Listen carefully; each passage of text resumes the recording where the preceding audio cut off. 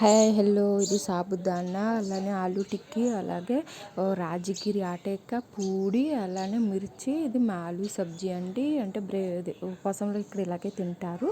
ఇలా అయిన తర్వాత ఈవినింగ్ అయితే మా కృష్ణయ్యని ఇలాగ అలంకరించాము. రాత్రి 12 గంటలకి మేమైతే హారతి ఇస్తాము. ఎందుకంటే ఆయన 12 గంటలకు పుట్టాడు కాబట్టి. ఇది టీవీ చూస్తున్నప్పుడు అండి 12 గంటలకు ఎగ్జాక్ట్లీగా ఆయనకి అక్కడ అభిషేకం జరుగుతుంది. మేము ఇక్కడ పూజ చేస్తాం మాత్రం రాత్రి 12 గంటలకే.